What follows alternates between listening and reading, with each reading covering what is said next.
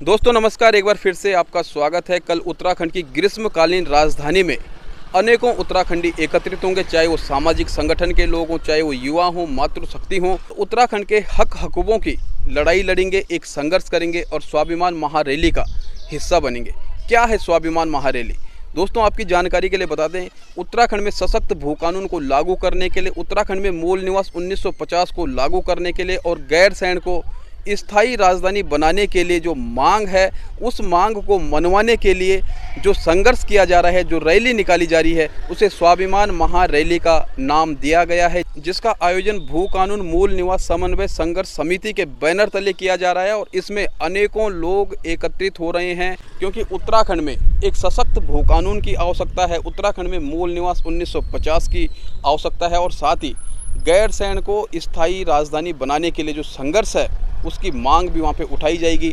अनेकों उत्तराखंडी वहाँ पे एकत्रित हो रहे हैं और कल बहुत ही महत्वपूर्ण तिथि है उत्तराखंड के इतिहास के लिहाजे से, क्योंकि 1 सितंबर कल तारीख है और 1 सितंबर की तारीख को उत्तराखंड कभी भुला नहीं सकता है।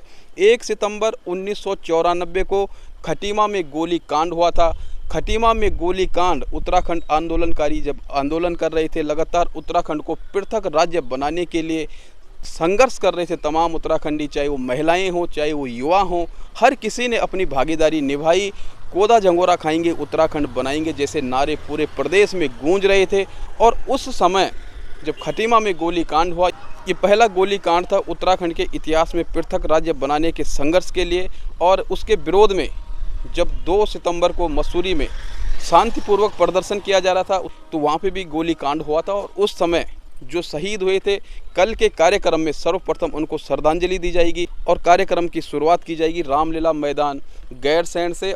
उसके बाद 11:30 बजे तक वक्ताओं के विचार सुने जाएंगे और फिर स्वाभिमान महारैली इंटर कॉलेज तहसील होते हुए वापस रामलीला मैदान में पहुंचेगी। और यहाँ पर अनेकों लोग एकत्रित हो रहे हैं उत्तराखंड को बनाने के लिए। जिस प्रकार से संघर्ष किया गया था, जिस प्रकार से लोगों ने अपनी शहादत दी थी, चाहे वो मातृशक्ति हो, चाहे युवा हों, और यहाँ तक कि बच्चों ने भी उसमें अपनी भागीदारी निभाई थी। और उत्तराखंड में एक सबसे बड़ी जो क्रांति थी वो उत्तराखंड पृथक राज्य बनाने के लिए थी। और अब जो युवा हैं, उनकी सोच है कि उत्तराखंड को बनाने के लिए जो 42 लोगों ने अपनी शहादत दी, जो शहीद हुए, उन्होंने उत्तराखंड को बनाने के लिए संघर्ष किया। और अब हम उत्तराखंड को बचाने के लिए संघर्ष करेंगे, कोदा झंगोरा खाएंगे, उत्तराखंड बनाएंगे। ये उत्तराखंड एक पहाड़ी राज्य है और इस पहाड़ी राज्य में गैरसैंण को स्थायी राजधानी बनाने के लिए लगातार संघर्ष किया जा रहा है, मांग उठाई जा रही हैं। और ये मांग कब मानी जाएंगी, ये देखने वाली बात होगी।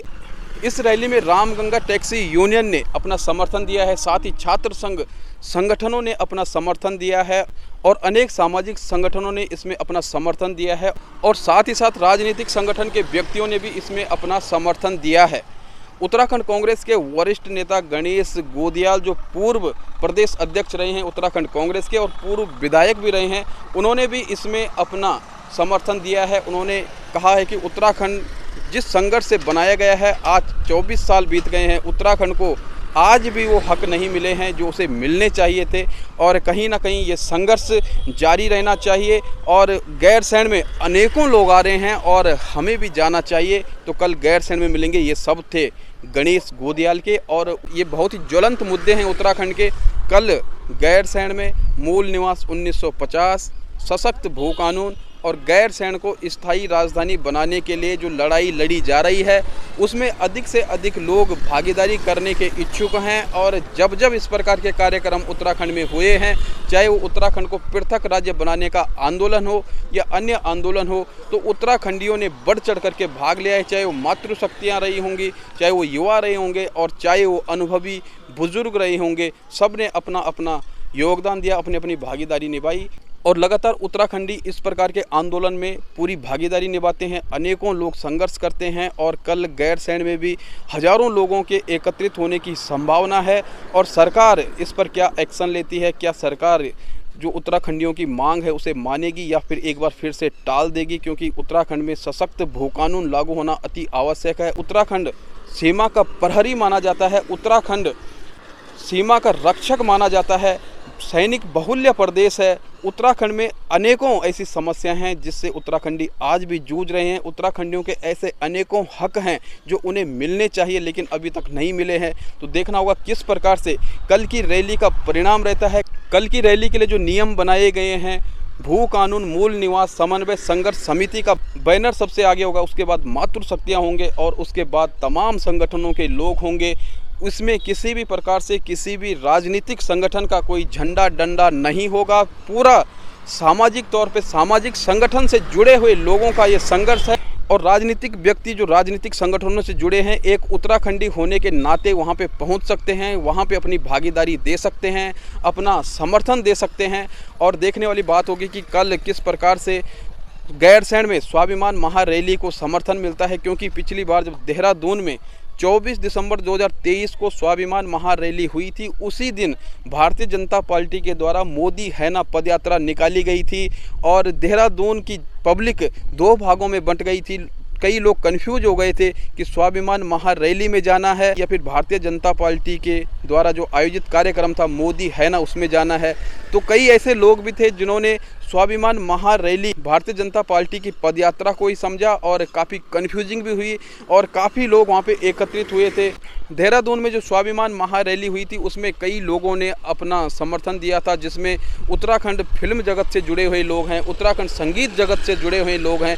लेकिन इस बार वो समर्थन अभी तक उस लेवल पर नहीं देखा गया जो उस बार देखा गया था। और कल गैरसैंण में किस प्रकार से गैरसैंण की ठंडक में स्वाभिमान महारैली के द्वारा कितनी गर्मी पैदा होती है, सरकार के कान में जो जूं रेंग रहे हैं उस पर कितना असर पड़ता है, ये देखने वाली बात होगी। और ये संघर्ष कब तक जारी रहता है, कब तक उत्तराखंड अपनी इन मांगों के लिए लड़ता रहेगा, कब तक उत्तराखंडी अपने संघर्ष को जारी रखेंगे और कौन सा वो दिन होगा जब उत्तराखंडियों की इन मांगों को मान लिया जाएगा, ये प्रश्न तब तक बना रहेगा जब तक उत्तराखंड में सशक्त भू कानून लागू नहीं होता है, उत्तराखंड में मूल निवास 1950 लागू नहीं होता है, उत्तराखंड में गैरसैंण को स्थायी राजधानी नहीं बनाया जाता है। ये संघर्ष तब तक जारी रहेगा क्योंकि उत्तराखंड में ये तमाम मुद्दे अति आवश्यक हैं, क्योंकि उत्तराखंड में जो सरकारी भर्तियाँ निकलती हैं उसमें अन्य राज्य के लोग भी आवेदन कर सकते हैं। यदि यहाँ पे सशक्त भू कानून होगा, यदि यहाँ पे मूल निवास 1950 लागू होगा तो उत्तराखंड के मूल निवासी को ही यहाँ पे सरकारी नौकरी करने का अधिक मौका प्राप्त होगा। और ऐसे और भी अनेक सारे मुद्दे हैं और अनेक सारी ऐसी व्यवस्थाएं हैं जो कहीं ना कहीं उत्तराखंडियों के लिए काफ़ी परेशानी भरी हैं। उत्तराखंड के अंदर जो कई प्रकार के लोग आ रहे हैं, कई कंस्ट्रक्शन यहाँ पे हो रहे हैं, बहुत नरम माटी है यहाँ पे हिमालय की, कई सारे ऐसे प्रोजेक्ट चल रहे हैं जिससे उत्तराखंड लगातार प्राकृतिक आपदाओं को भी झेल रहा है। और उत्तराखंड में बहुत कुछ ऐसी घटनाएं घट रही हैं, चाहे वो महिला अपराध का मामला हो या सरकारी नौकरी में भर्ती घोटाला मामला हो या फिर पेपर लीक का मामला हो। लगातार उत्तराखंड में ऐसी घटनाएं घटित हो रही हैं जो उत्तराखंड को पीछे की तरफ धकेल रहा है। चाहे कितनी भी चर्चाएं की जाए, चाहे कितनी भी तारीफ की जाए, उत्तराखंड आगे बढ़ रहा है, लेकिन वास्तव में यदि देखा जाए तो जो उत्तराखंड के ये मुद्दे हैं ये उत्तराखंड को कहीं ना कहीं पीछे धकेल रहे हैं। मिली भगत से कई कार्य यहाँ पे संचालित किए जा रहे हैं, आम आदमी लगातार परेशान है। और देखना होगा कल गैरसैंण में जो स्वाभिमान महारैली है उसका क्या परिणाम निकलता है, सरकार उस पर क्या रिएक्शन देती है, या फिर ये रैली भी ऐसी ही फ्लॉप हो जाएगी या फिर संघर्षकारी एक बार फिर से अगली बार तैयारी करने के लिए मजबूर रहेंगे। नमस्कार।